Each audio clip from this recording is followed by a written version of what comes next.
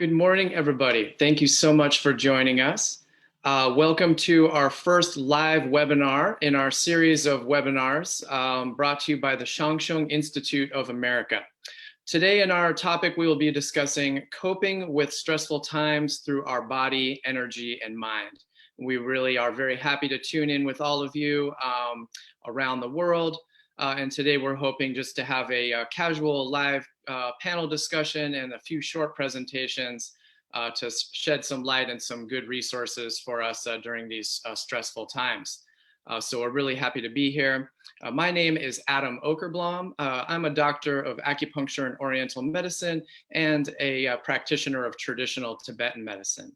So I'm going to introduce our panelists in a moment, but first I want to speak with you a little bit about the Shangsheng Institute of America, part of the International Shangsheng Institute. So the International Shangsheng Institute was founded in Italy in 1989, a major project by Chogyal Namkhai Norbu, a widely acclaimed, world-famous scholar of traditional Tibetan culture and a famous master teacher of the Tibetan Dzogchen teachings and Tibetan Buddhism.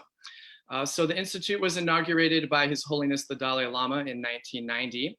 And the International Institute has three main branches in Italy, Austria, and the United States. So here we're representing directly the Shangsheng Institute of America, based out of Conway, Massachusetts, with the projects and board members all around the country. The mission of the Shangsheng Institute is to deepen the knowledge and understanding of Tibetan culture and cultural traditions historically, philosophically, and artistically around the world. They specialize in programs of traditional Tibetan medicine, Tibetan language, many very important translation projects, Tibetan astrology, philosophy, many books published. So I highly encourage you to check out the many resources of the Shangsheng Institute online and our programs around the world. The Shangsheng Institute of America specifically was founded in 1994, and its main location is in Conway, Massachusetts, a beautiful, idyllic little hill town in the foothills of the Berkshires. Really, truly beautiful place. I had the fabulous opportunity of spending several years there studying traditional Tibetan medicine at the Shangsheng Institute with Dr. Punsak Wangmo and many of my students, fellow students from around the world. So the Shangsheng Institute of America maintains an extensive library of Tibetan medicine, Tibetan Buddhism, and other cultural resources. It has a bookstore stocked with many materials and publications that you can access online related to various topics of Tibetan culture and art. The school currently has programs based out of Western Massachusetts in Conway, also in Tenerife, the Canary Islands in Spain and Russia, and also programs in California and other places. You can access many of our programs online. We have online educational programs in the topics of Tibetan medicine. So it's really, really great to be here. We wanted to share some resources for coping with the stress and anxiety in these challenging times with of course, the COVID-19 global crisis, clearly affecting everyone around the whole world. That's why it's appropriate that we have some guests with us from various places around the West Coast, East Coast of the United States and Europe. So we're very happy to be here. So our topic discussing the issues of the body, speech, and mind, the three aspects of the human dimension, is really going to be related with our holistic approach of having a balanced approach to managing our stress and lifestyle and coping and doing our best during these challenging times. So for that, we're going to have some short presentations based on the teachings of traditional Tibetan medicine, as well as the principles of Tibetan Yantra yoga and Tibetan yogic breathing exercises, as well as some insight into the theory and practice of meditation as well. So we thank you for joining us, and thank you so much to our panelists here today. I'd like to introduce our three panelists here to join us for this live informal discussion. First, we have Menpa Punsak Wangmo. Menpa Punsak Wangmo is the director of the Shangsheng Institute programs here in America and internationally. Menpa Punsak Wangmo is a widely acclaimed and beloved practitioner of traditional Tibetan medicine. She has the formal honorary title of Kwang, which means in Tibetan is an honorary scholar. So a little background on Menpa Phuntsok Wangmola. She received her advanced degree from the Lhasa University School of Traditional Tibetan Medicine, where she had the opportunity to work and study with many very acclaimed, fantastic master practitioners of traditional Tibetan medicine in a very traditional way. She worked for many years as a doctor of Tibetan medicine in Eastern Tibet, collaborating with many famous teachers and practitioners there. She was a principal in helping to organize and direct the implementation of the Asia Institute, a nonprofit institute organized again by Professor Chogyal Namkhai Norbu. They set up hospitals and training centers in remote areas and did many really fantastic projects there. In 2007, Menpa Phuntsok Wangmo was a co-founder of the Atma Association, the American Tibetan Medical Association. And this is a national professional organization for the Tibetan medicine profession within the United States. As many of you know, Tibetan medicine is kind of just starting to spread its wings and flower in the West here in the United States. We have many great projects and the kind of several generations of students who have graduated, alumni of Tibetan medicine, authorized training programs, and are starting to try and practice their trade and benefit to people here in the United States. So the Atma Association is a professional organization to support them. Very important as we try to develop Tibetan medicine here in the West. In 2012, Menpa Phuntsok Wangmo was appointed the International Director of the School of Tibetan Medicine through the International Shangsheng Institute School. So developing and implementing and directing many of the national and international programs, particularly in the United States, but also in Tenerife, Spain, in Russia, and other areas as well. So Menpa Phuntsok Wangmola, thank you so much for being here with us. It's really delightful pleasure to see you and have you here. So we're going to have also our second panelist is Fabio Andrico, instructor of Tibetan Yantra yoga and Hatha yoga. So Fabio has been teaching yoga since the 1970s, a long and illustrious career of teaching yoga all around the world to many different diverse groups of people and communities.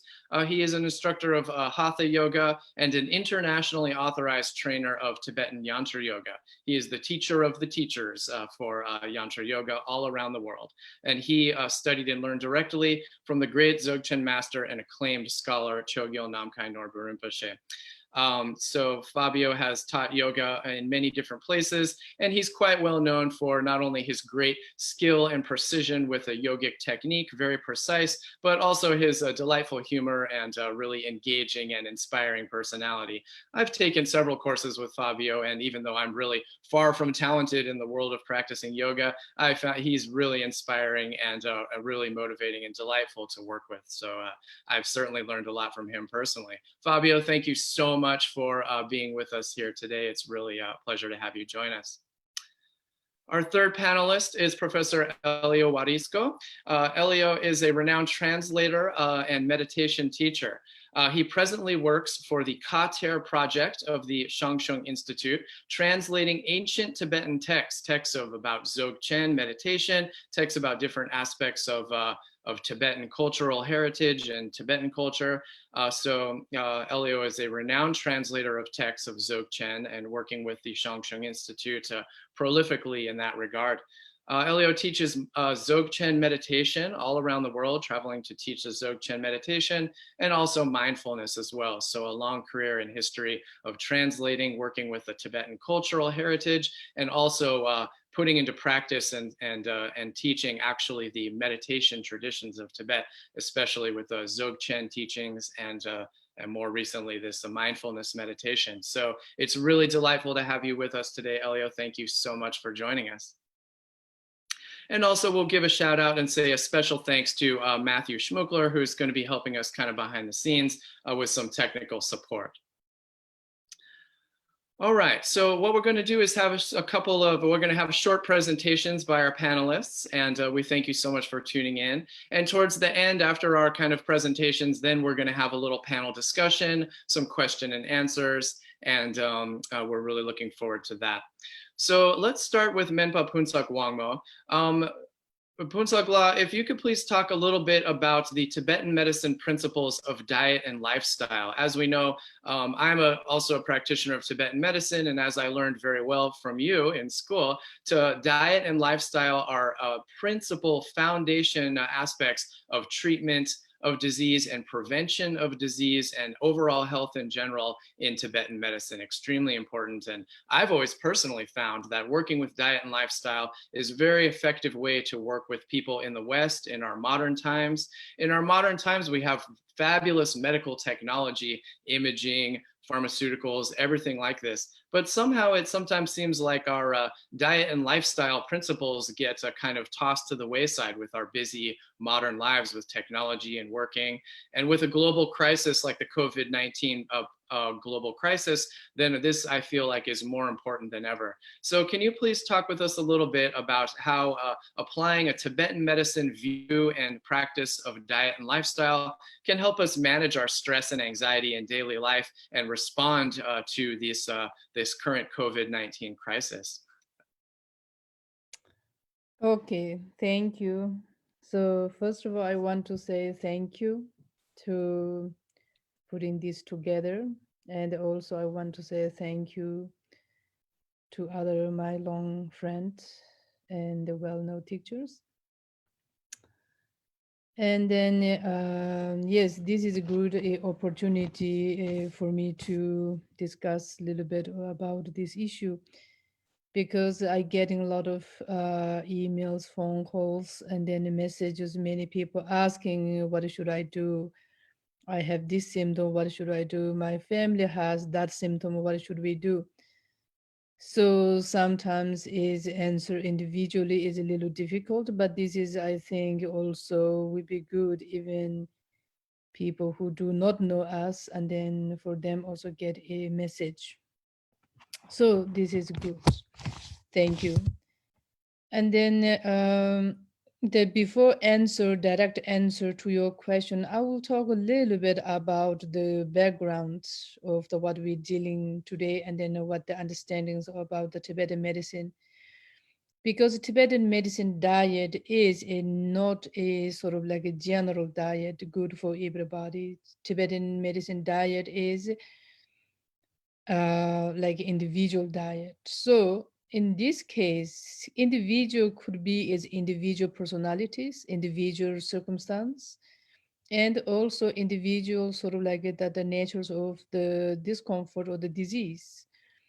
So this time is we are sort of like mainly dealing with this COVID-19. So that one looks like is very close in the Tibetan medicine when we're looking like the epidemic chapters of the Tibetan medicine study. We have a long, thick chapters. We have 16 chapters of the heat natural disease. Then we have 18 different types of like the infections or this kind of epidemic disease. So when we look in this kind of chapter, and then this one is looks like very similar with the Nyen disease. Again, I'm not talking exactly same. Also, I'm not talking as we able to sort of understanding perfectly. I'm not talking, but is till this point is very close. So that's what I'm talking. So and then where those clothes when I'm thinking, because I hear a lot of symptoms, people telling, calling at many, they explain how they're dealing with. So the first symptom of this issue is sort of like starting from the shiverings, starting from sort of like a common flu symptoms. And then goes to a little deeper, then sort of like the fevers, thirsties, so on and so forth. Then from there goes a little deeper, then getting into the organs. And in the meantime, also raising a lot of like mental problems, anxieties, not able to sleep, no appetite, and sometimes diarrhea, sometimes is constipations, muscle sort of like trembling, muscle spasms, all those kind of symptoms which telling people who's dealing with this COVID-19. So when we go back to looking in our books, what they're telling us, so and we have this that when we get like the heat natural disease into the body, there is a six pathways starting from starting from the skins to the muscles to the channel systems, and then to the bones, to the solid organs, to the hollow organs. So we have like six pathways to get into the seriousness. Each transitions, each steps is like that there is like the seriousness. So we say is that the first one in the disease still on the skins or in the pores. At that time, what we call is immature fever. The seed of the problem is a heat natural disease. Potentially can have high fever, strong pain, so on and so forth. But at the moment, there's no fever. Why? Because it's hiding, immature, so still not the fever manifested yet. So this kind of we call is like the immature fever. So this immature fever time, what we have the symptoms, shivering, aching, headache, and sort of like a common symptoms. Then this is sort of like that the problems in the superficial level. Then when getting into the muscles more deeper, and then that the heat is compared with the skin is more developed. So that means is also have like this high fevers, strong pain. So those kind of at that time show these kind of symptoms. And then when they get into the channel time, then is a fever runs is very high.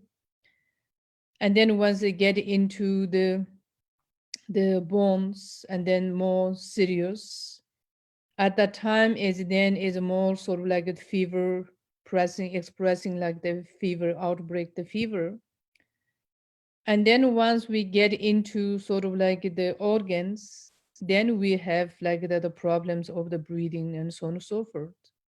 So all this is sort of like that we call the when we're looking that the each level of the heat, each level of the body, what we have the symptoms.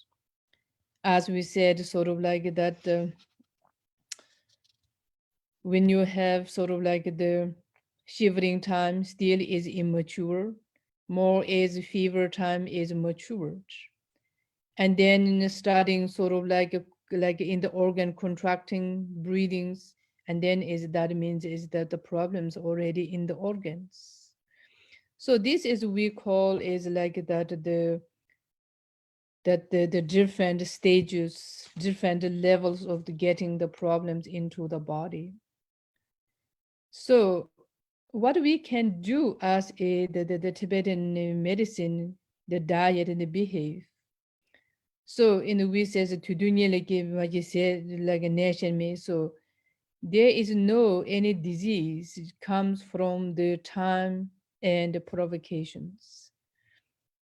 Sejunyige mala nation me. So this that the diet and the behave is two main sort of like a close imminent conditions for the disease. So season provocation is sort of like a long-term distance or conditions of the disease, but the diet and behave is short imminent.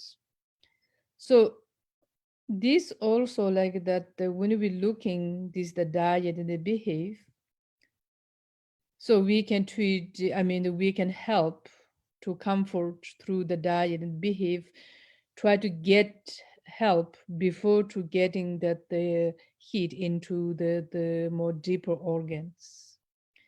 So also today that my understanding hearing from different people here in our region, if you do not have a serious symptom, and then there's not so much things offer at the moment from the Western medicine point of view, because as a disease is pretty new, so still processing the research and then to starting part. So it looks like there's not so much things offer. So this kind of time when we are sort of like waiting to see how this series to get. So this kind of time is, I think, would be good. We try to follow some diets, behaves, and also meditations, and then breathing, so on and so forth. So, in terms of the diet, when you feel sort of like that, the shiverings, like a common flu symptoms, at that time, important to drink ginger tea. Yes, you can add lemons on the ginger. Without lemon, also good. Just good ginger tea. The ginger also, if compared with the fresh ginger and the dry ginger is much better. The dry ginger has more sharper nature. So you drink good ginger tea. Good ginger tea does not mean it's very strong ginger tea. I'm not talking like the very well boiled. So you drink the ginger tea, wear warm clothes, laying down, so like try to get a sleep so that you will get good sweating. Once you get good sweating means is now they kicked out the heat from the pores. So before to get to the muscle, they kicked out that the heat to the outside body. So there's no chance that the heat go deeper to the body. So this is one is very good moment to drink the ginger teas. In case that the ginger tea, when we have like common flu symptom, we did not manage to prevent, and they get into the muscles or more deeper level. So that means then we will have like the symptoms. So when we have the symptoms, so when they started from this the symptoms, then also we will have a lot of like achings, high fevers, dry mouth. And also if you look your urine color turns to very reddish, thick, strong smell. So this kind of comes means is that now that your fever is fully developed. At that time, then ginger tea is, according to Tibetan medicine, is not recommended because ginger has the nature is sharp, so that sharp nature can cause arising the wind element. So if the wind element, which we call is lung, so the wind goes with the fire, then we know what happens, So the wind can blow the fire, then fire became is more difficult to control. So then that more faster, quicker, more aggressively, the fire into the body, more deeper level. So for that reason, instead of drinking sort of like the ginger tea, and then maybe you drink sort of like chamomile tea, saffron tea, raisin tea, and if you have dandelion around or dandelion flower, it's a very good drink at this kind of moment. And also at that time, do not eat any sour food. Yogurt is included, like yogurt, any kind of so like sour crabs.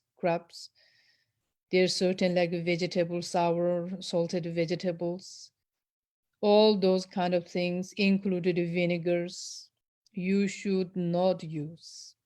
Why? Because it's that the sour taste food.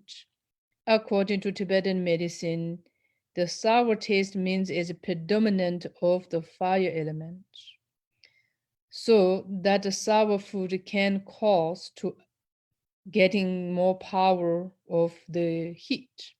So then your fever not able to control. So for that reason, avoiding any kind of like the sour food, and then try instead of that, try to use something that light sweet like rock sugar is good. That does not mean you eat a lot. I'm not talking, but also meantime do not eat like a lamb So you stay with the goat products from the goat or the vegetables, fruit. Also, when we talk in the fruit, when you have like high fever, time is the orange juice, mango, those are not appropriate. All those, I know there is a lot of vitamin C, but is even though there is vitamin C, but is taste is like the sourish, so which is not good.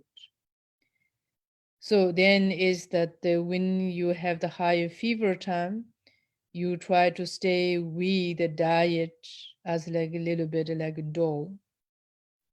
You can make sort of like oatmeal soup without any spices, or if you want to put spices, you put a little bit of cloves.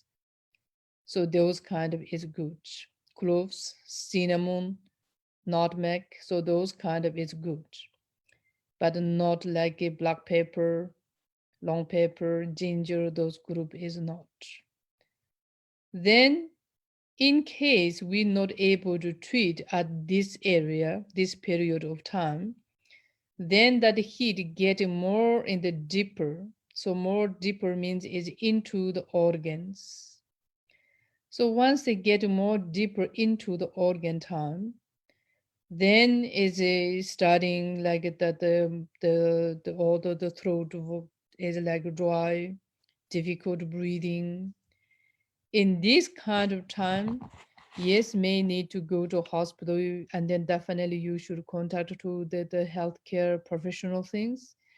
But meantime, to keep us better, you can make sort of like boiled one sort of like the pot of water, like you boil the water into a pot, put a little bit of milk and a little bit of cloves, and then you inhale the vapors of that.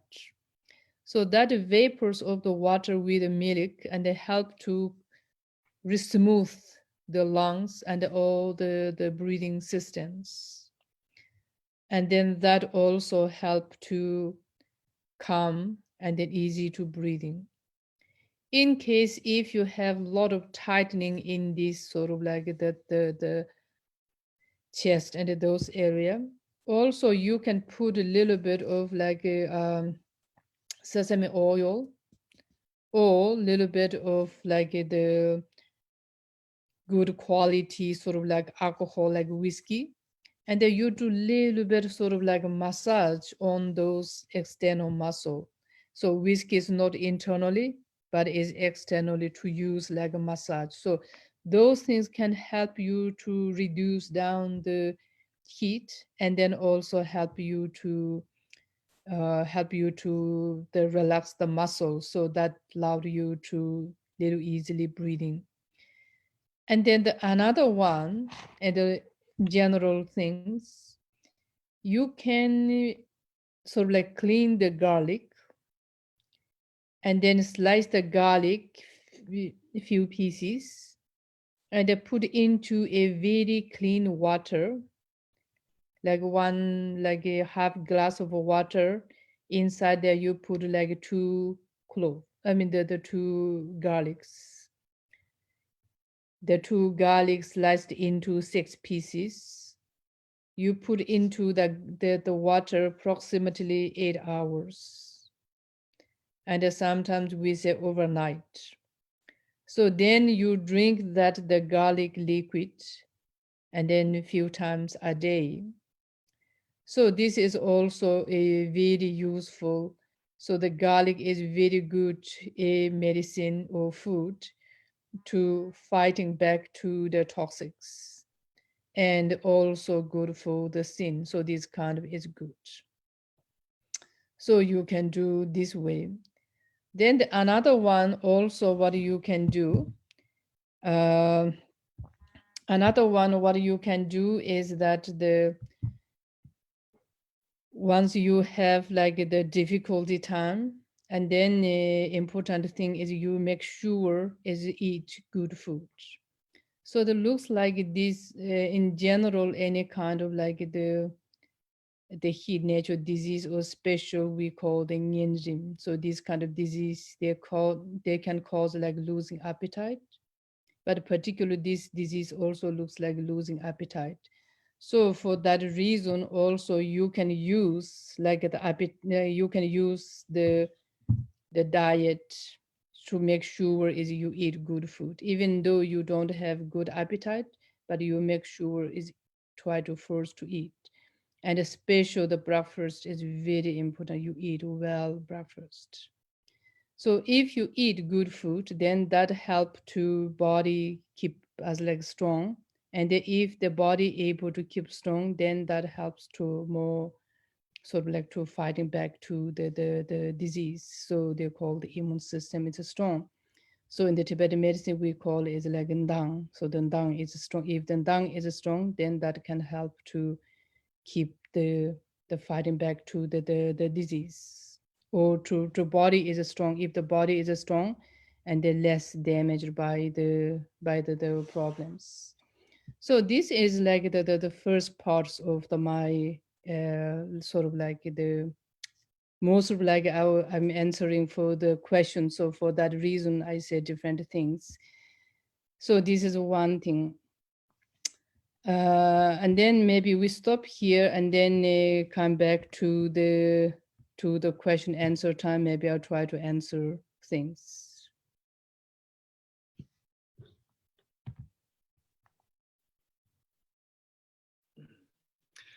Thank you so much, Punzagla. Thank you very much for that. It was very interesting and educational. So I think probably we'll have some follow-up questions, and maybe afterwards, so you can talk a little more at the end, and if you think of anything else might be interesting. Yeah. Okay, excellent. So now I'd like to turn the floor over to Fabio Andrico, international instructor of Tibetan Yantra Yoga and a smooth breathing instructor. So Fabio, thank you so much for being with us. So we're talking about, helping to manage our stress and our anxiety, and kind of just helping to balance and coordinate our whole dimension, particularly with the body, energy, and the mind, and those kind of focus aspects. And especially, of course, in the context of this terrible global tragedy with so much stress and uncertainty, a lot of anxiety in people in Tibetan medicine, we talk about this in terms of our lung, our wind element energy, just going wild with our anxious thoughts and our worries. So I know for one thing I can say for sure about the Yantra Yoga tradition, excellent for balancing this lung energy, excellent for coordinating our energy across the boards and helping us with all of these challenges. I think is going to be an excellent tool. And of course, yoga and breathing exercise in general is extremely good. So as an expert in these topics, can you please tell us a little bit about how you feel in regards with breathing, especially, and coordinating our energy to balance our stress in these challenging times? Thank you very much. First of all, I also want to thank everybody for organizing this event. And I hope can somehow being useful, not only in this particular condition, but in general. Because we breathe anyway, we have to breathe. So if we breathe better, we will be better. We will feel better, and our condition in general will be better. In Yantra Yoga, we consider that breathing is like a bridge between the body and the mind. And if you coordinate the breathing also from other point of view of other system, if you have a complete breathing, means it's rooted from below and is expanding upward, is a breathing that is not only coming straight up and kind of constricted, but is the breathing that opens and use, so to speak, our whole system properly. We know the back part of the lungs is very important. So we should try also to help expand and move and also release the tension in the body. If we do that, and the breathing can become also smooth, it means it's not ruled by tension, but can find this subtle fluid nature, then of course also our mind is influenced between, because energy is connected to the breathing, all the different kind of aspects of subtle energy, and I'm sure Dr. Punso could explain this very, very well. And so through that, we can really reach to the mind. If the mind becomes more calm, less taken by tension and stress, then the breathing in turn can become a little quieter, a little more fluid, and also the body loses too much tension. Right now, there are many studies that prove that deep, smooth, long breath can also help releasing tension in the muscles, like stretching. So there is, especially now, so much attention, especially in this moment, so much attention for the breathing, because is the tool that we have by nature. And so in Yantra Yoga, there is all Yantra Yoga is designed around the breathing. Somehow the position are because they help shaping the breathing in a certain way. And the ultimate goal is still to reach a condition where the mind is more relaxed. The mind more relaxed will allow us to be more present and aware in what we do. And so every aspect of life becomes more rich. Now, it's not so easy in a very short time to teach Yantra Yoga. So I was thinking, and the best I can help with is, of course, something directly connected to the breathing. And this one is a breathing that we have in Yantra Yoga that is called the rhythmic breathing. Nowadays, there is so many systems that use different kind of proportion of the breathing and the rhythm. This one is belong to Yantra Yoga, that is a very, very ancient system, one of the oldest system of yoga, with centuries and centuries of practitioner and transmitted, and the tradition gets down to our time. And there is this breathing is based on the rhythm from the name, and is very good applying this, especially when somebody is feel constricted or tense, because it helps coordinate the dimension of our energy. The rhythmic breathing is really also very good to train our breath, because we breathe without thinking too much. We still breathe. If you don't think, I breathe, we breathe anyway. But we can also control the breathing. We can shape the breathing. And that's what is done in the practice of Yantra Yoga. And with the rhythmic breathing, we can just, with a very simple method, achieve very many useful conditions, especially now in this time.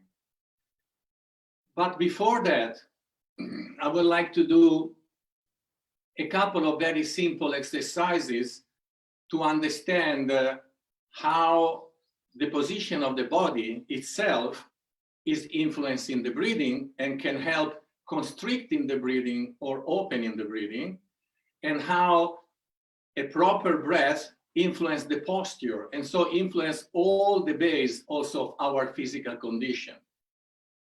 And then showing how the presence of our mind, our presence and awareness, how we focus our consciousness or our conscious attention, also these change things very much. For doing this, also I want to use touch, because touch is kind of highlighting the focus of presence, because there are many mechanisms that now is too complicated to go into it. But we can really activate more active presence through touch, for example. And also this is very simple. So we start one moment, if people want to do something with us, and we observe a little bit the breathing for a moment. And we can notice how is the flow of the breath, how is the the expansion, how easy or not easy it is, how we feel maybe constricted or where is originating, where is going. We can observe and have some kind of understanding of how we feel now.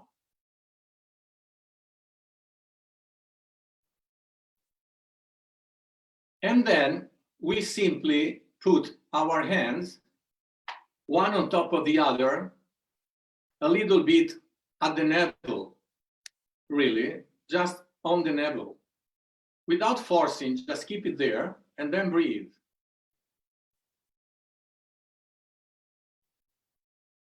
I'm pretty sure that the breath has already changed. Feels a little more open. Probably you feel it starting from below. Why? Looks like magic, but it's happening. And this is useful because you understand that you have control, a soft control on the way you breathe. And that can influence many things at the physical level, because also diaphragmatic breathing is connected with all the aspects of the nervous system.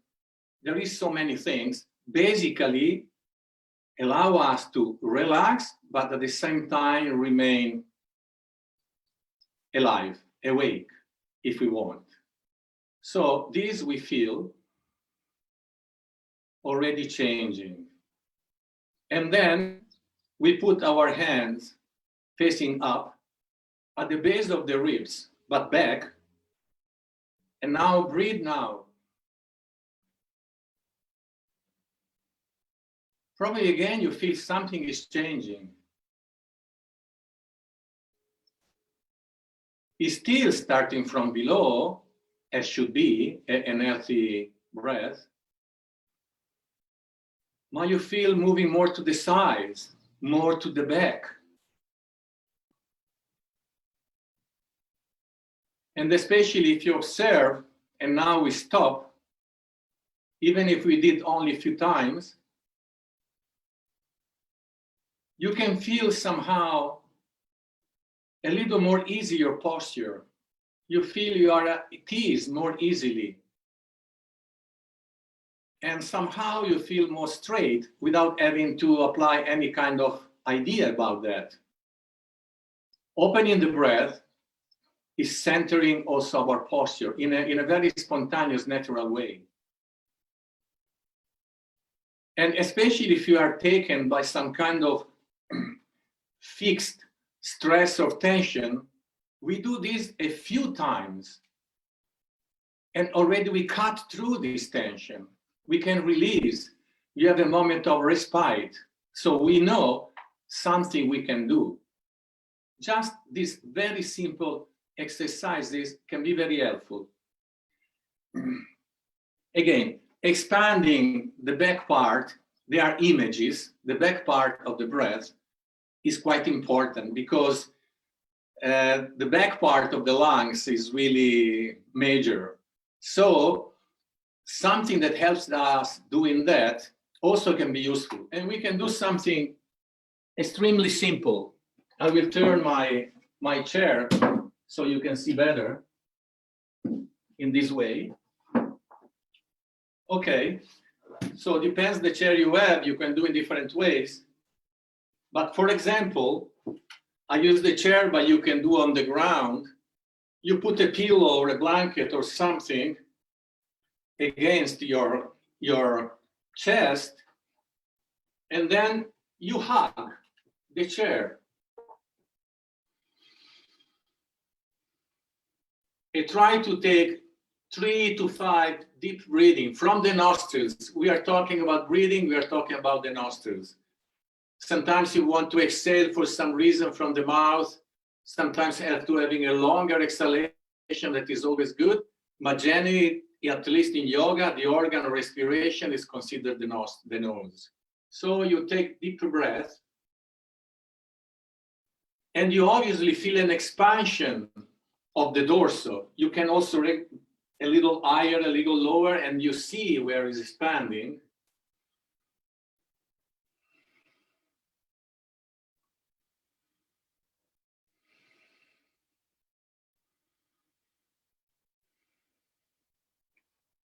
And then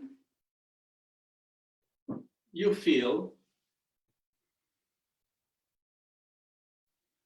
you really feel your breathing, your breath is free because there is more space.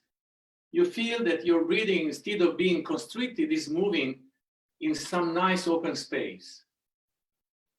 Okay, this for something very simple, I think can be useful. Actually, these days, apparently, people who unfortunately have to stay in hospital in conditions that are not, can be also severe, apparently, I've been reading that they put them face down because in these ways it's easier to breathe. Okay, now we go to the rhythmic breathing. I try to do it very stay in the time. So for doing the rhythmic breathing, we are sitting now. You don't see very much, but ideal would be if the knees would be a little higher, not really down when we normally sit. If it's possible somehow to raise it a little bit, would be better. And then also not close the knees, but a little open, not exaggerate, but a little open. Otherwise, now we have no time to go through this, but influence the way that the breath is moving. Any position is interdependent with the breathing. So a little like this. And then we exhale nicely. The way that we have to do the rhythm is counting. So we know the rhythm is not just in the mind. And we exhale. The first kind we simply do after exhaling, we start inhaling, bringing the right hand to the left knee. That means 1. And then go to the other knee, that would be 2. Then go to the center of the body, that would be 3. And then we snap, and that will be 4. This is the basic rhythm, 4. It means should be done on the rhythm of the heartbeat of a normal person, healthy and in a relaxed state. So somehow we always consider it something like slower than a second. And if we do, for example, 4-4-4, that is the basic rhythm of Yantra, meaning we inhale for 4, we suspend the air for 4, then we exhale for 2, and we remain empty for 2. That is the basic structure of the rhythm, the basic rhythm. 4-4-4. In Yantra Yoga, in the rhythmic breathing of Yantra, the phase of exhalation is always divided in 2. It's called exhalation, but somehow is half an active exhalation and half, that's my way of presenting it, a kind of passive exhalation. It means we finish to exhale, but without forcing the exhalation. So we enter in an empty suspension of the breathing. The same thing we do after inhaling. We remain with the air, we make space. So we suspend the breath, but we don't push, we don't let tension get into any action in this. We just keep the space open and we suspend the breath smoothly. And then smoothly we start to exhale. And then pause in empty and then inhale. The inhalation should be fluid, should be not controlled without any sounds, with no any control in the glottis. Nothing like this. In Yantra, this breathing we use very rarely. I know in many systems of yoga it's quite common, but in Yantra Yoga, no. In Yantra Yoga, the breath is fluid, smooth and fluid, possibly long and subtle and smooth. called direct. So that should be the breath. And as I said before, ideally should start from below, and then the exhalation should start from the top. So the inhalation is more active, and the exhalation is a little more passive. So that is the flow of the breath, and not only in the surface of central, but also to the side and to the back, should be expanding the space of the body smoothly. That is very important also for normal life, the smoothness of the breath, that is not fragmented, tense, blocked, but just a smooth flow of the breath. So that is when we do 4-4-4, we do in this way. Inhale for 4 counts. Hold the breath, pause the breath for 4 counts. Exhale for 2 counts. Empty for 2 counts. That is the basic rhythm. And then can grow.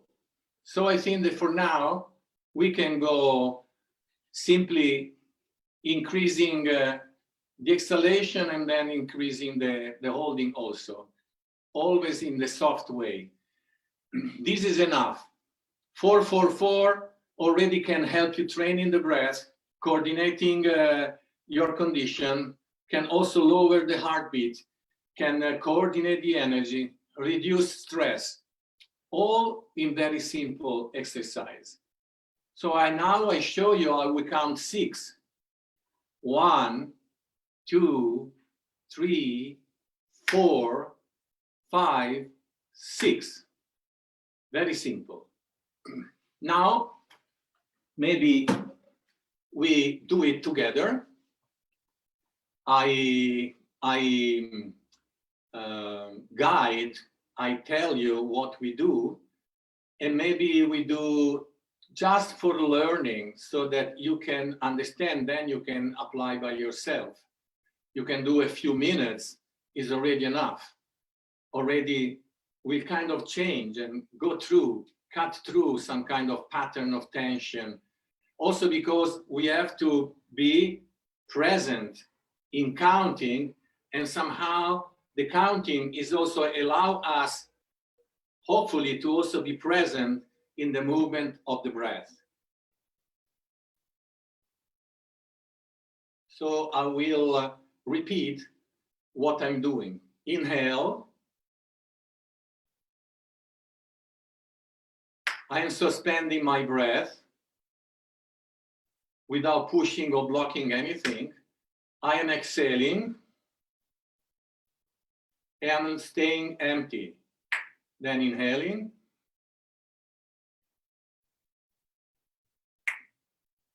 Holding the breath. Exhaling. Staying empty. Again, inhaling. Holding, suspending the breath, doing nothing, no tension. Exhaling. Stay empty. So the 2 suspension of the breath, we should keep it soft, smooth. Now, I'm sorry to say, but many of these systems that are around, then they say inhale for this, hold for this, and exhale for this, and hold for that. Well, holding, it means you are keeping the breath inside, holding inside. But there is several ways of doing this. For example, in Yantra Yoga, there are 4 different ways of holding the breath, and they don't have the same effect. So in this case, it's very important understanding what I'm saying, what in Yantra Yoga is called the open hold. It means we are not forcing the hold. It's just relax. We pause the air. We let space. We don't try to contract anything. No, you should just let it be. It's like a continuation of the normal pause that there is the tendency after inhaling. You just extend that and then exhale. if there was a little more time, we could do also the first movement of the 8 that is training the open hold and is interesting. Maybe if there is 1 minute, I can just show it to you. So this is 4-4-4. But then for some people, exhaling for 4-4 maybe is a little quick, might seem. So there is a possibility of exhaling in 6, would be 3 counts of exhaling and 3 counts of empty hold.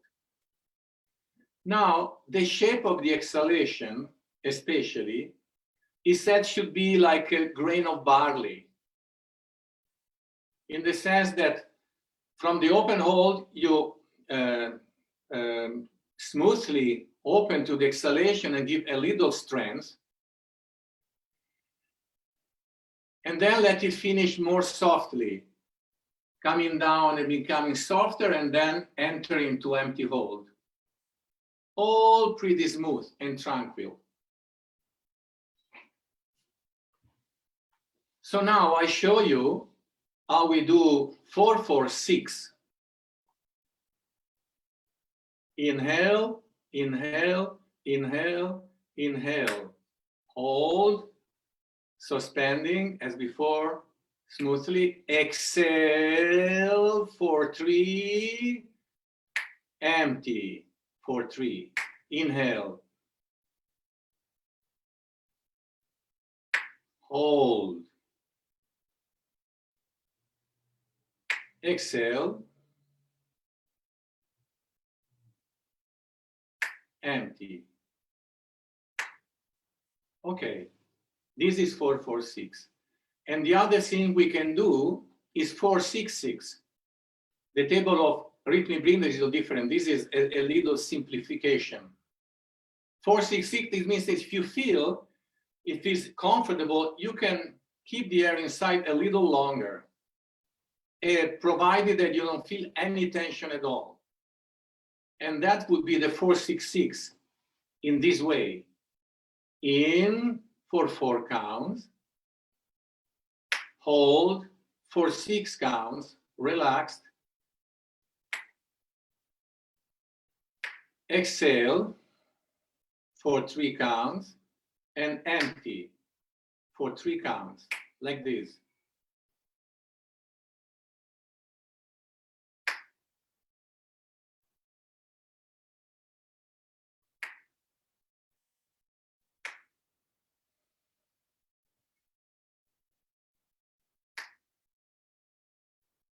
Inhale, hold,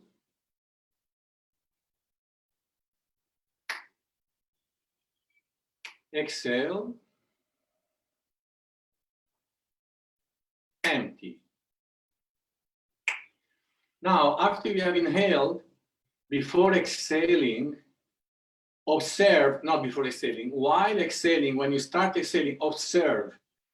If you feel any sensation like this, your throat closing or blocking is not really fluidly entering into exhalation, it means that your holding was blocked, that you create some tension. And then you should try to relax. Maybe don't bring too much the air in the chest. Keep it a little bit lower, so you maybe don't have the tendency eventually to feel this kind of little block, because the holding of the breath should be really open, definitely open. One thing you can do sometimes, if you want to start to do it and you have the doubt, you put one hand, as we did before here, at least for the first inhalation, feel it like this. Because you'll see that if you have a little more expansion to the side, the air doesn't really come up too straight, but is spreading softly at the top of your chest without creating this tendency maybe of blocking.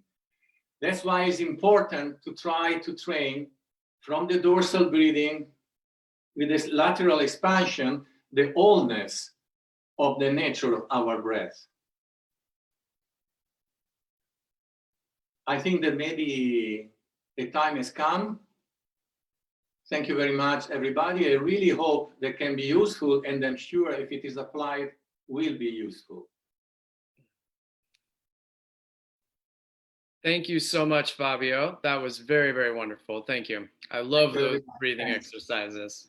Thank you. You know, I think that is these kind of breathing exercises are extremely important, not just for preventative, for general health, also for stress relief and just general balance, but also, you know, in the case of when people are suffering from a respiratory disease. You know, as Dr. Punsak explained to us earlier, this kind of phases of how a respiratory disease or this kind of viral infection will come through from the immature heat of the external kind of outside skin surface area, and then soaking in, pervading into the deeper internal organ area. But so this is kind of the general progression of disease in Tibetan medicine. One thing that we have seen with the kind of modern case of this terrible novel coronavirus, the COVID-19, is in severe cases, it very quickly goes those outer layers and can many times very quickly penetrate all the way to attack the lungs, settling very deeply into the lungs with this strong, you know, attack to the respiratory system. So as you mentioned a moment ago, with they're using actually different breathing techniques and stretches and breathing to combat this. I've seen some interviews with patients and doctors who are suffering from coronavirus, and their physicians in Western medicine are actually prescribing different types of exercises to open the lungs and expand the breathing. So we see even Western doctors on the front lines now using techniques of breathing exercise, working with stretches to help combat this, congestion and shutdown of the lungs with severe cases of this disease. So really great stuff. Just 1 second, Matthew will unmute you for just a second. Yes, what I was saying before, maybe we don't have time, but this is the first movement of Yantra. When we train the open hold, that is a very useful exercise actually, because that is really helping very much to expand, for example. So if anybody knows, and there are people who are teaching Yantra, then if you look into the 8th movement of Yantra Yoga, there is something that can be very useful, only this. Excellent. Yeah, thank you so much. It's really amazing. How about when we do our panel discussion at the end, let's come back to that and maybe touch on that a little once more if you have any thing else to say about that particular exercise or any other general recommendation.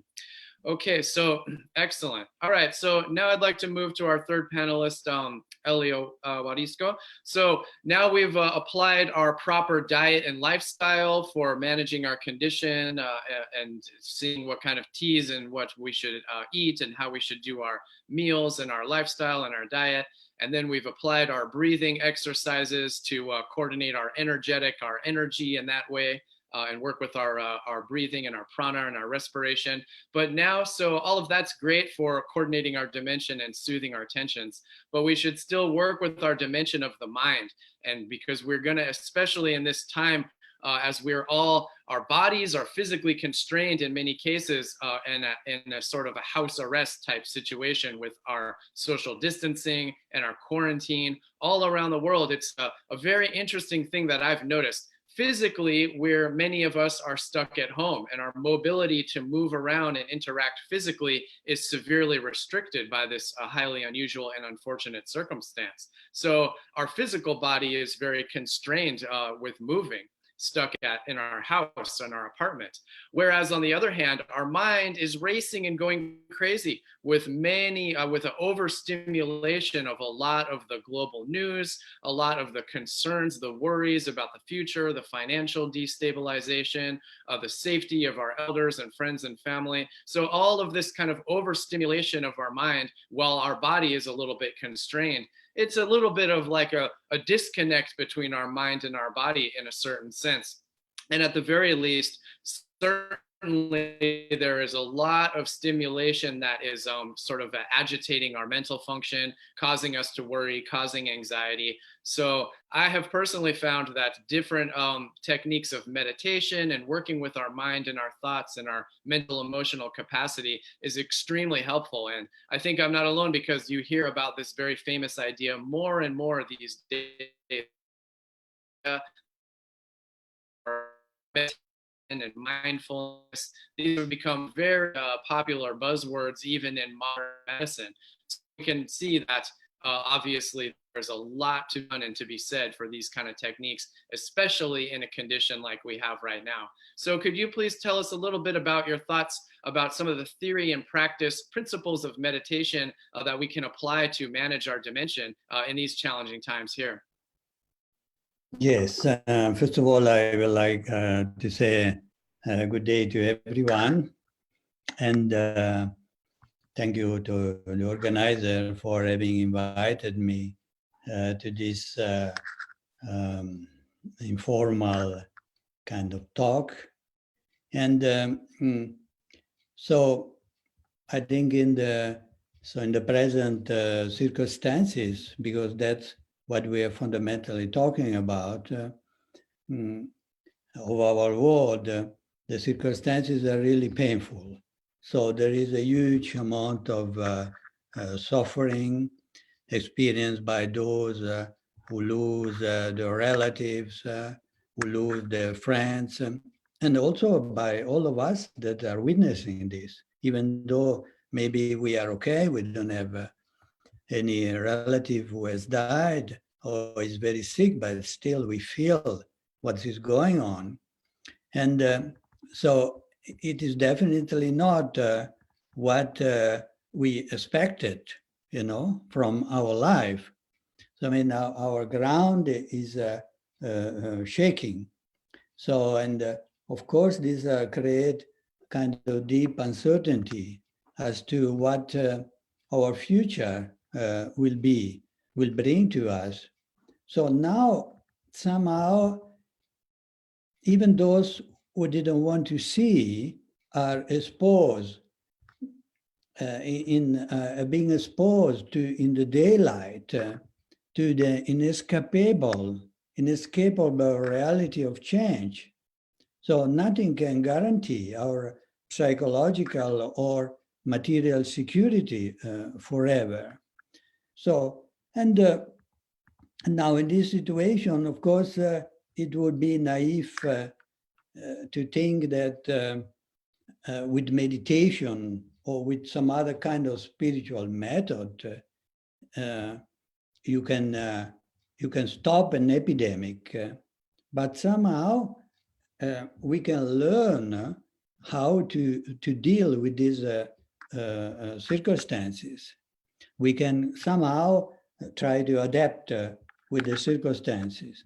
Of course, then on a more general outer level, we should follow the indication of not interacting socially in a concrete way as to protect ourselves, and also to be responsible for others' welfare. So this somehow has been proven to some extent effectively in at least not bringing to the collapse hospital and health institution. So, but in this situation, now if we come to ourselves, so many of us then out of fear sort of isolate, psychologically, isolate ourselves psychologically, closing themselves in a narrow personal space out of fear or self-protection or whatever it is. This on one side is good, but if you're closing too much into yourself, somehow you are also missing this possibility that this situation gives you, no? Because we are all forced somehow to stay by ourselves and to face ourselves, to look inside ourselves. So, I think I really appreciate, I really think one of the best advice I heard on this situation is the one of His Holiness the Dalai Lama, in which he asks, and he says, he asks us to be more compassionate and to have more loving kindness. So at this time, we are feeling,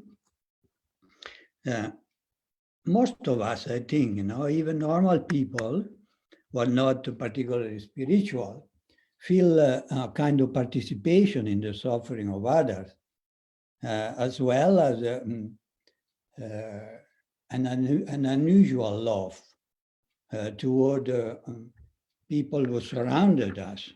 So this somehow is the time in which we rediscover the existence of other people in the true sense. And also we get back, we try to reconnect to other beings and reestablish also our connected with the nature, no? Maybe we have time to walk into some garden, private garden, and to see the beauty of the flower, of the tree that often go unnoticed in our life. So the beauty of everything that surrounds us. So it is, I think, a time in which we can make our being with others more meaningful, more authentic. We are in a way vulnerable at this point, no? We are like, for example, sick people in a hospital. When you go to the hospital and you stay there with the sick people, everybody feel almost the same. They are not feeling so much pride, and they're communicating more on the human level. So it's like almost like if our world now is a big hospital and we are all vulnerable. So we are also communicating, in a way which is different. We are more vulnerable, and so we are also more prone to feel like compassion and love. So therefore, I think of all the things that we can do in our life at this moment, and some of the speakers have already mentioned, is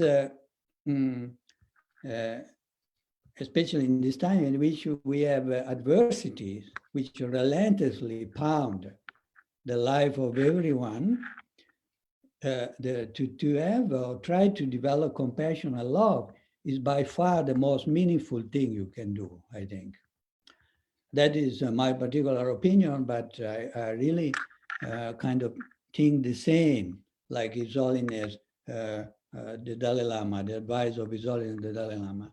And of course, still there is something that blocks us, no? When we want to be to collaborate more with others, and this is like our self-cherishing attitude. But nevertheless, so we are in isolation now, somehow, quite physically separated from each other in our houses, but we don't want to come out with this isolation. How to say, in the same way, with the same thoughts, with the same kind of superficial level of experience in the life, and also with the same kind of identification with our ego consciousness. So we want to come out of isolation a little like better human beings, with the human being with a heart. So how we do that? Of course, Now in this situation, we feel a little spontaneous like that, you know. But we can also like enhance that kind of spontaneous feeling with the practice that with a special method that is called receiving and sending. Okay, now I first explain how to do that, and then we try to apply together. So I'm explaining this practice because, first of all, when you are trying to collaborate with others, to work with others, the basic obstacle is your ego. So somehow you need to undermine the power of this ego within yourself. And then automatically we can maybe have such a love and compassion. So now, of course, we are feeling fear now, and we see illness, and we see also destructive emotions coming up, like very fear, panic, and helplessness, solitude, and sadness, and all these kind of things.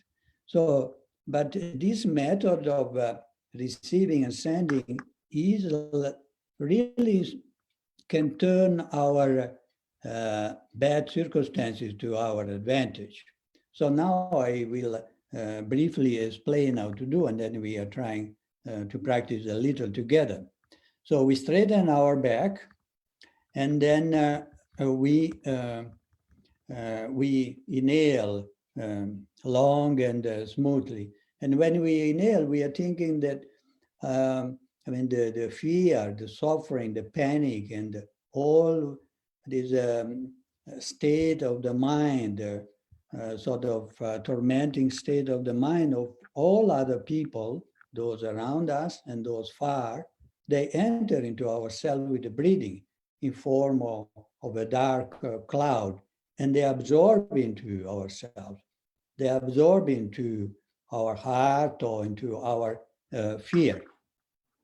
And then when we are at that point, also we are thinking, may my experience of the fear, etc., of other be sufficient so that they may not experience that anymore.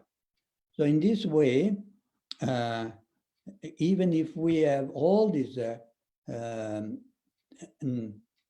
difficult states that are going on in our mind, they will become meaningful, they will become positive. So then when we are exhaling, slowly also and long, we imagine that the force of our goodness, the force of our good intention, and also our sense of peace and happiness radiate with the breathing in form of light, and not only with the breathing, but also from the pores of our skin, and radiate towards all others. And we, at that point, we think that, oh, now the other people are just becoming like that. Other beings, all other beings, near and far, are becoming peaceful, are accepting their condition, the change, and they become healthy, happy, and peaceful. So in that way, and at that moment, you know, all our fear, etc., can turn into love and compassion. So this there is another part, another two parts, but maybe we should do just a little of this. Let's do it together. So we sit straight and we inhaling, thinking that we're taking all the fear, all illness, all emotions, negative emotion of all beings. And when not only all beings in general, but concretely the people around us as well. And also when we are exhaling slowly, we are giving out our goodness, our peace, and we we are thinking, we imagine that they actually receive that and they are actually affected by that. So we begin. Take one or two deep breaths first.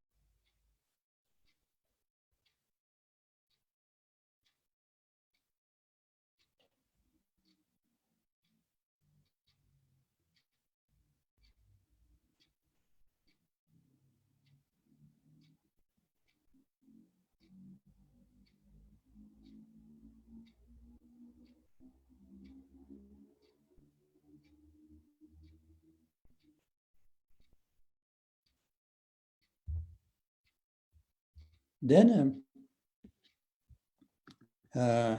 after having done that, now we do just for a short time, but maybe you can do a little more. And then we keep our back straight, and we are feeling relaxed and calm. And then we are exhaling long and slowly. And then we are inhaling. Again, the same, slowly and long. And we are trying to inhale, breathing down to our belly, into our belly. So when we did that, we hold a little our breath. And we remain in the feeling of the little practice that we did before. While we're holding our breath not too long, until we are comfortable, we feel that sensation of love and compassion. And then we are releasing the air slowly. And then we breathe in again. We do one or two kind of more energetic breathings. And we are repeating the same. We are holding the breath again a little, keeping that feeling. Then we exhale. Then we do two breathing more energetic. And then we inhale. Bring the breath, inhaling down to the bottom of the body. And then we hold a little, without forcing anything, in a very relaxed way. So let's do that together.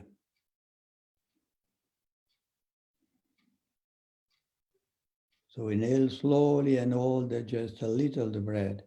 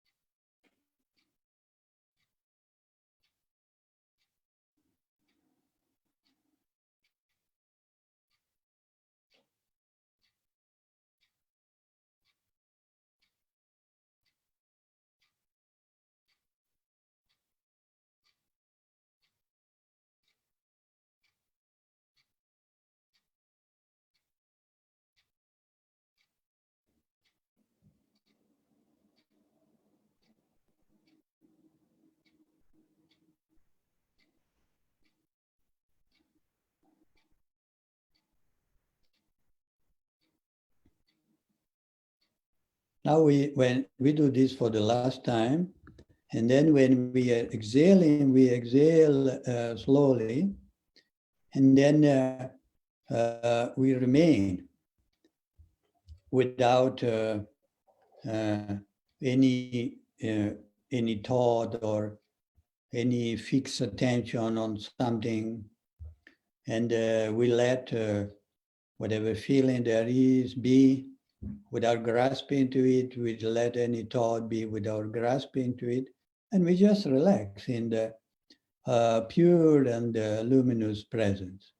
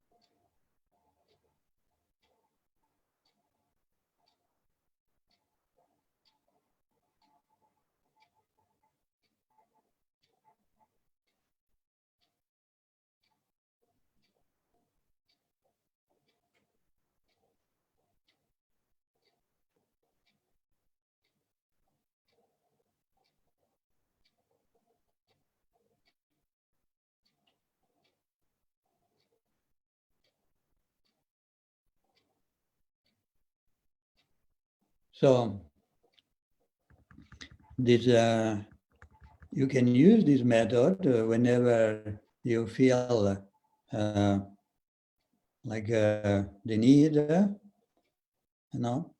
because when you feel anxious, when you feel afraid, when you feel sad, when you feel lonely, when you feel angry, when you feel helpless, at all time, when you want to re-educate your mind, get back to the basic level of your emotion.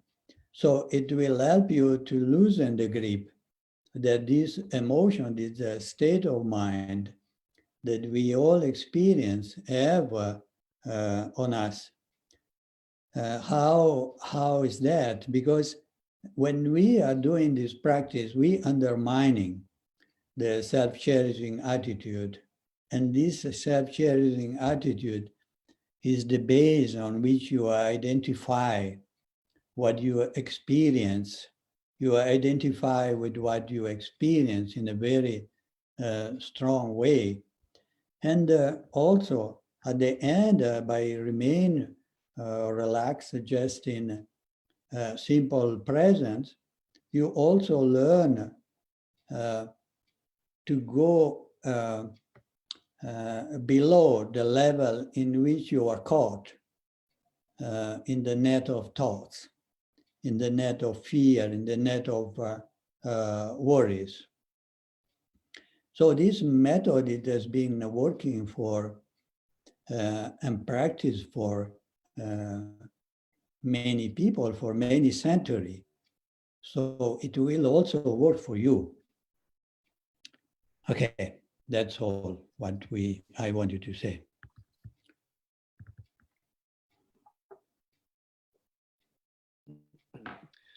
Thank you so much for that, Elio. That was really a nice practice. I very much enjoyed that myself, and I really hope that everybody else was able to tune into that and enjoy that.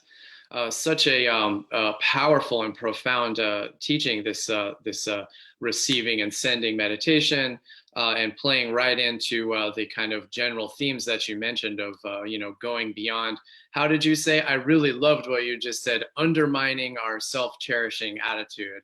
I think that's just, amazing, because if we kind of can get past our attachment to just being constantly thinking in a selfish way and expand that view, then really we, can easily go beyond a lot of our fear.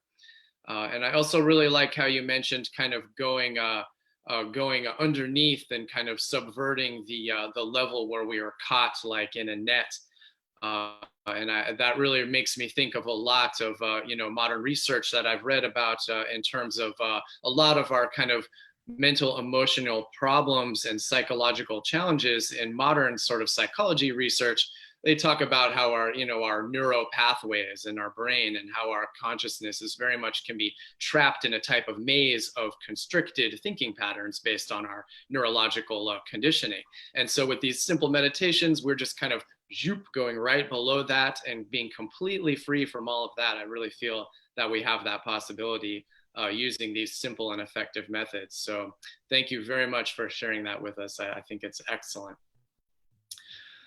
So we have a little bit of time left, and actually we're doing pretty well on time, so I'm a little bit happy about that. So let's go through, and I wanted to kind of follow up with everybody if we can. And actually I wanted to start with Dr. Wangmola. Dr. Puntagla, I believe we had a question from one of our viewers.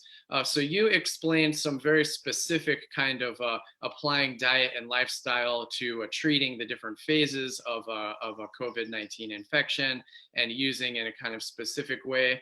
And somebody asked, can you please give us a little bit, whatever you think is a good advice regarding either our diet or our lifestyle, maybe a tea, maybe a quick remedy, a hack, as people are fond of saying these days. What is a good, simple method for preventative health, and just so we can feel good, like we're doing something to maintain our health and boost our dong, our immunity, and just sort of be helping us out in daily life with our health maintenance? Do you have any good advice on that briefly? Okay, thank you. The questions.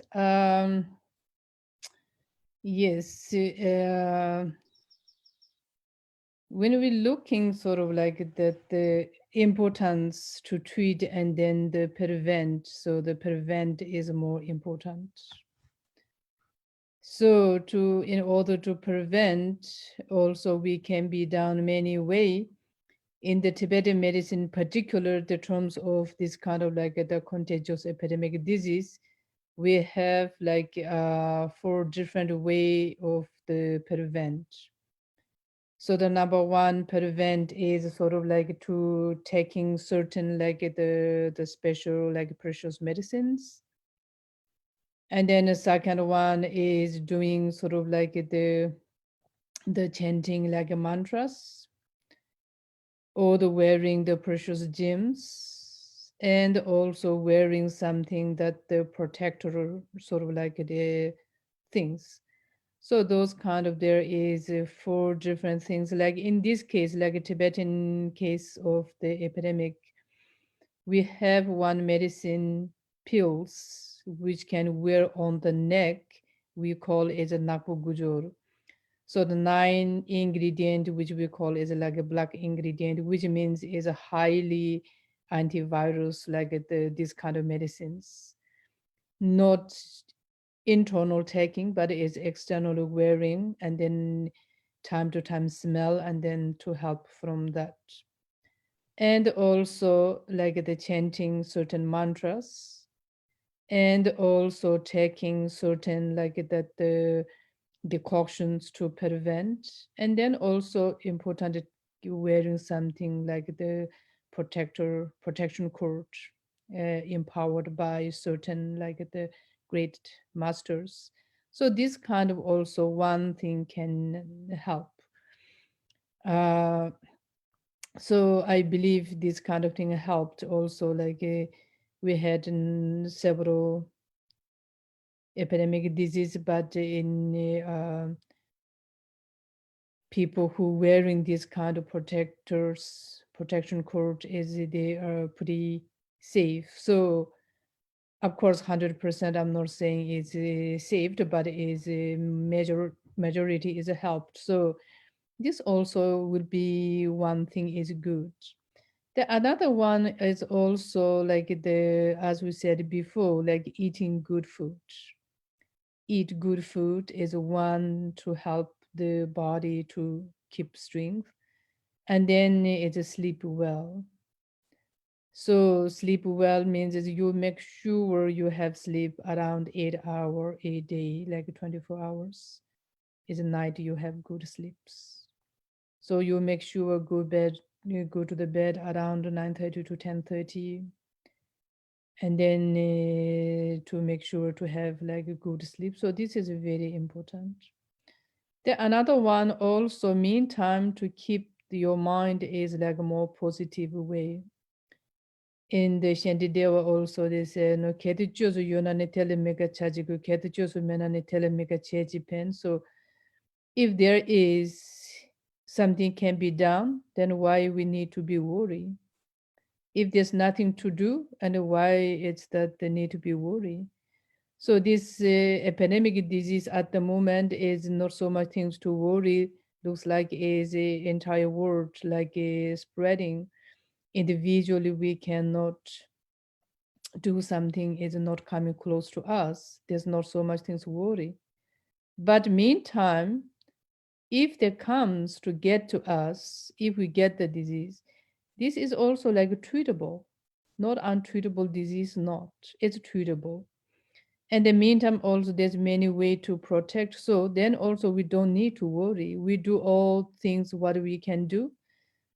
And to keep the mind is like more positive way, be kind, be gentle, and the breathing perfect, like properly.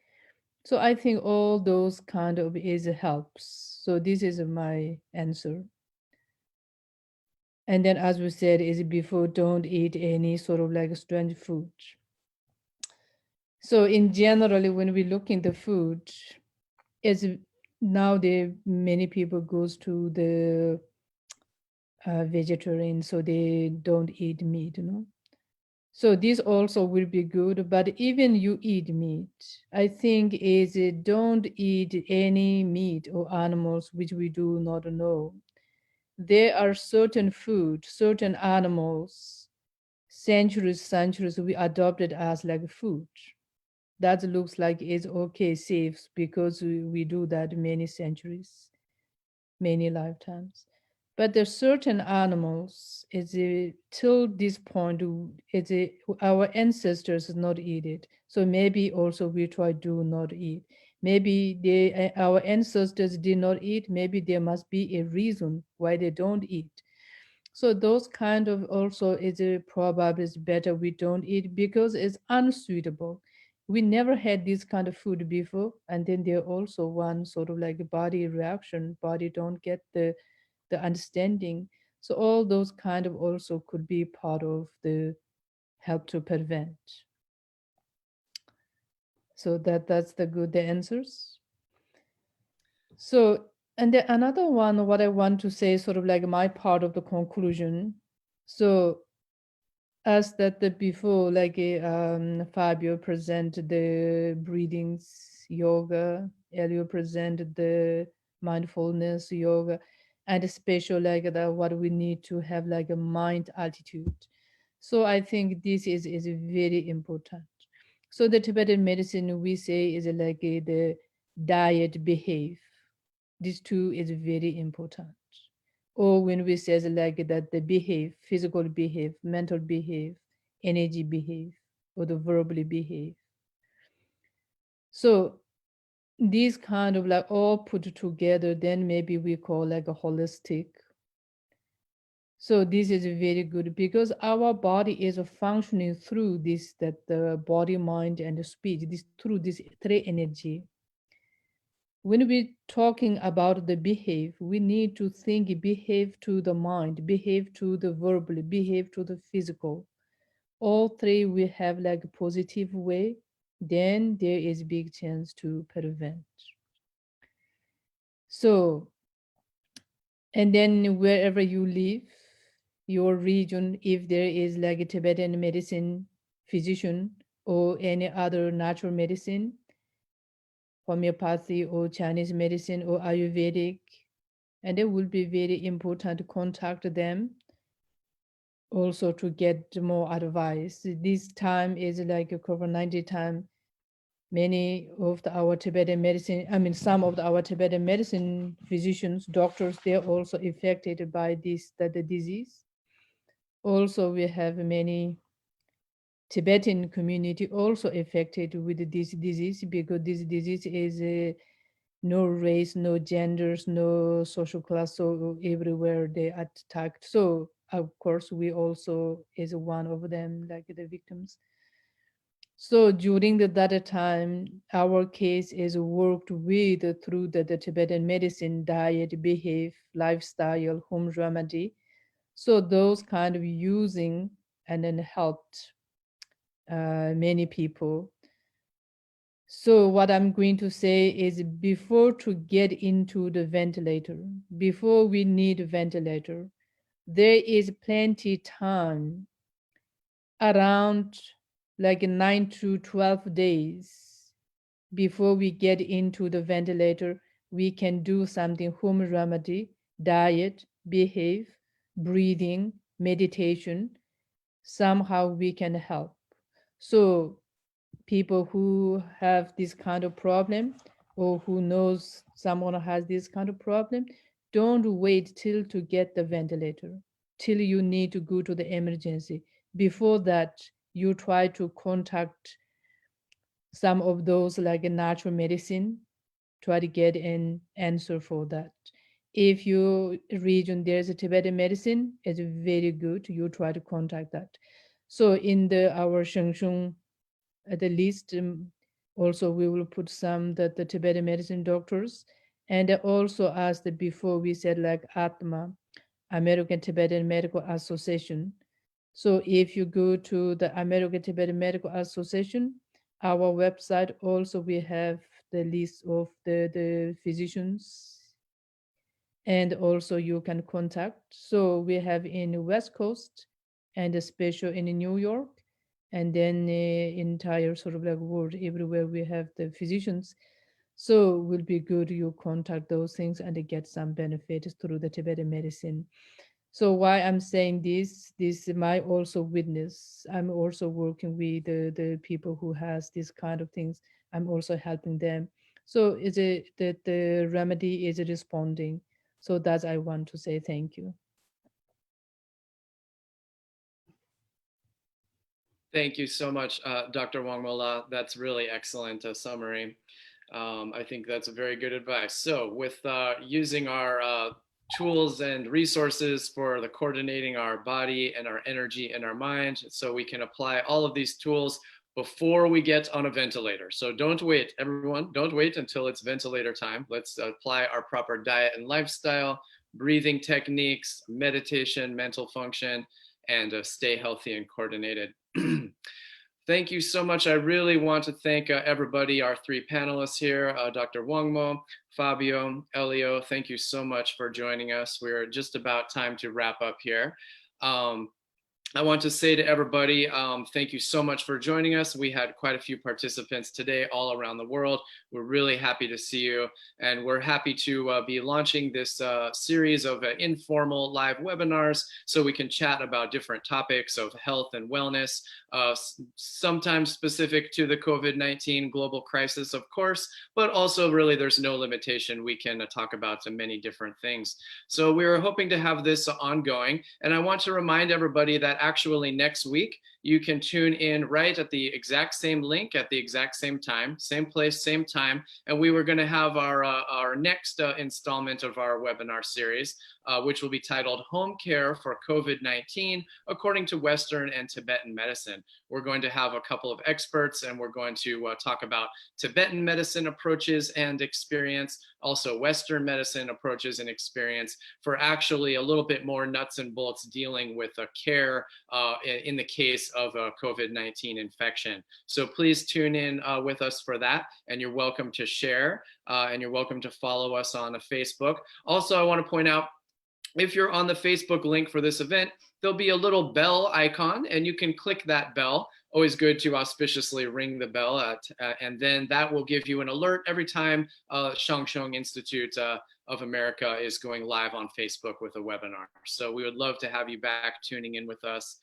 So we will say thank you again to our panelists. Thank you for joining us from around the world. Thank you very much to Matthew for the tech support and tuning us in and keeping us online. Everybody, please stay safe. take very good care of yourself. Many blessings, and we are very happy to see you, and we are hoping to see you next time. So have a wonderful day, everybody. And I'm Adam Okerblom, and we'll see you next time. Thank you so Thank much. you. Stay safe. Thank you. Thank you.